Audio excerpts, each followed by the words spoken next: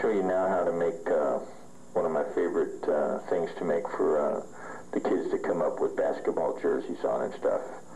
I call it my hoopster. You'll need a black and 2 orange balloons. You'll need to inflate your black balloon all but about 1.5 fingers and your 2 orange balloons so that you can tie them end to end, but yet let them be a little bit soft.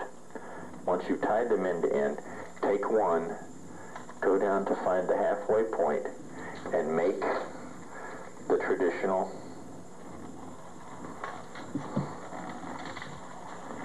football. Once you've made a traditional football out of one of them,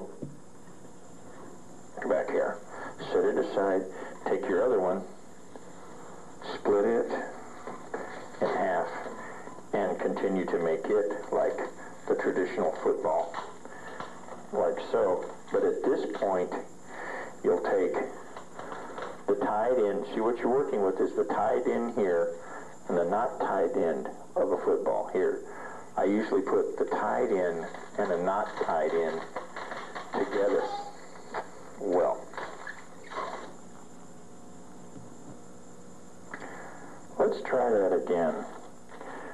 Taking the middle of the second football that you're making, slide it onto, it worked that time, onto the other football. Now, you'll take 2 of the existing footballs that you have and pull 2 of those portions through the middle of one of the others. Reach through, grab one side, and pull it around so that you've locked this piece. Now, these 2 pieces are the other end of these 2 pieces. Then you'll go up, do the same thing by pulling that one through the middle as well. Once you've done this, you'll spread it out so that all the balloons will interlock against each other with equal pressure, top and bottom. What this does is help to make a basketball. And once you've made the basketball, you can round it out if it's not already round by pushing and rolling, causing these portions each to bend a little. That's your basketball. Setting that aside, take your black balloon, which has been filled all but about 1.5 inches, and squeeze the air out of that end and tie it. Tie it off. Twist off about a 2 to 3 finger bubble on each end. Twist those 2 together. Fold one through the hoop and out the other side, and then twist off a bubble almost the same size, a little bit smaller than the other 2 that you just made. That bubble you will ear twist and take all the way around and back into the center. Then, had an itchy eye, you'll have your 2 bubbles that you've tied, where it has the nozzle and nipple end tied. You'll have them actually going in opposing directions from the hoop that you've made. Round out your hoop. See, it was shaped like so, but I rounded it out so that the basketball will fit through. Sometimes the basketball may not. You may have to make your hoop a little bigger. Sometimes the basketball will lodge in there like this did. Most often, though, I have it go through.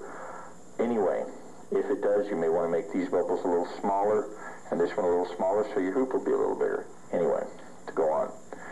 Take thumbtacks. Tell them when they go home, take thumbtacks and thumbtack this to the wall. And now they've got a basketball hoop that they can shoot at. A lot of the kids love it. I've had them come back and say, I want the hoop again. I want the hoop again. And they'll slam dunk and have fun. It's a great toy.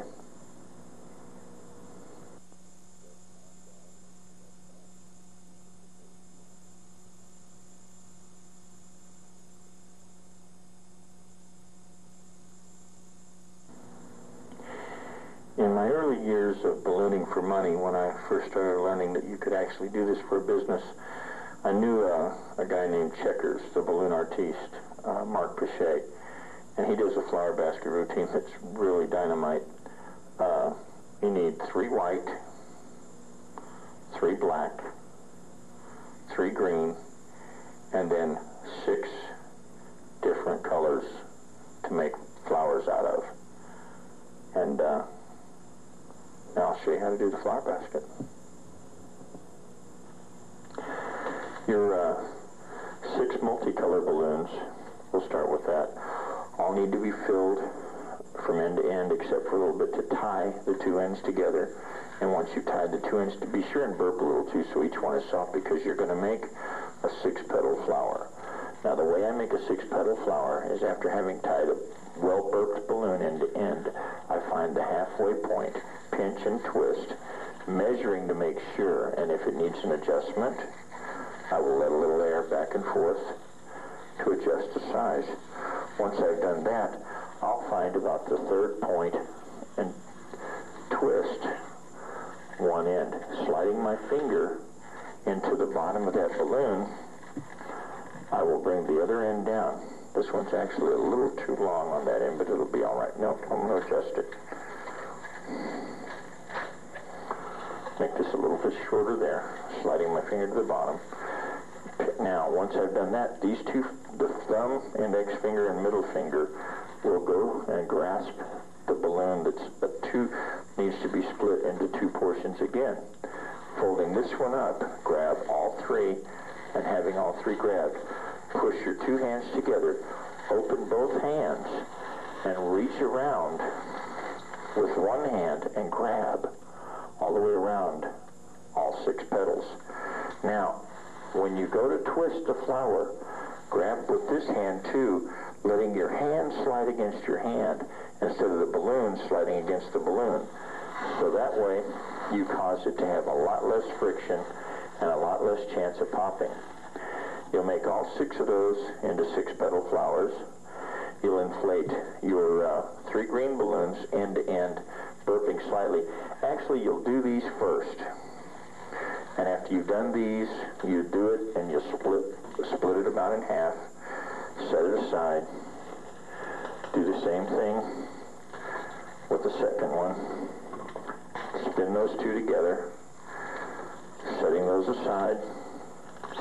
You'll spin the last green one in half, or break it into 2, not break, but twist it into 2 equal chambers, putting all 3 of those together so that you now have 6 places to put flowers, these 5 and of course the one in the back. At that point I ask the people to hold on to this, and they'll be holding it like this, wondering what you're doing. At this point you will twist off a bubble on one of the green balloons that you have in your hand, or that they have in their hand that you want to put the flowers on, and you will attach the flower petal, the 6-petal flower, to it. You spread open 2 of the petals, and as you do, I usually hold these green balloons in my hand so that I can take them down, causing there to be a lot less friction. When you take it down in there with your fingers touch the balloon more so than the balloon touches the balloon. When a balloon touches a balloon, a lot of them, like green and black, green and blue, you get a lot of friction. The black one's not given, now, there we go. The black one, after the dust goes off a little bit, they start to have friction like that. But they've got a good amount of dust a lot of times to keep them from doing it. The black ones especially this time. So once you pop that in, it'll look somewhat like this. And you'll want to do that with the other 6. Once you've got all the flowers attached, they'll be holding on to something that looks something like this. You know, it'll be all over the place with flowers everywhere. They're feeling almost embarrassed at this point in time, but you're about to save the day. I'll set that aside so that I can show you what to do from this point. You will fill one of the white ones totally full, one of the black ones totally full.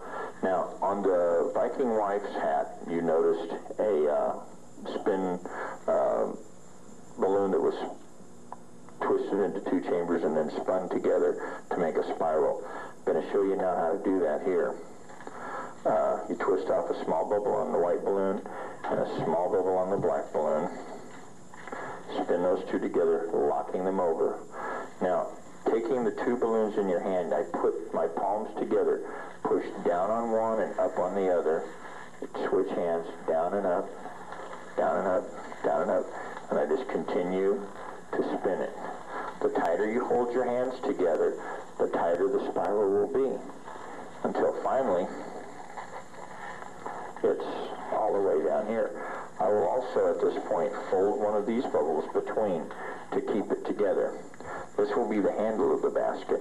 You'll have them hold that then. You know, here they've got the big, huge thing of flowers in one hand, and now they've got this in the other hand. You're loading them up, making them feel conspicuous. It's part of the show and part of the fun. Some people like to be done that way, made conspicuous. You'll then take two of your other black balloons, inflating them almost fully and tying them end to end, burping quite well, so that you can split that one in half and make football out of it.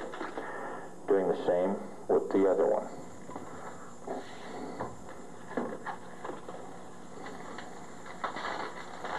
Once you've made them into footballs, you'll take and divide each one of the football chambers into two portions on each balloon.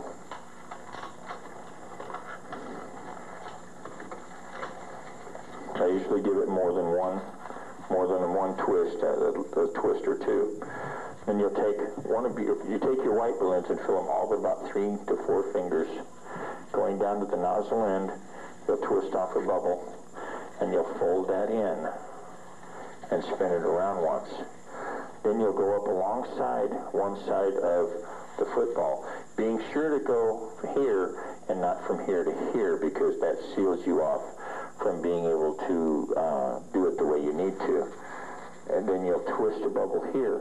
Before you push that in, I slide the other one on and pop it in place on that bubble.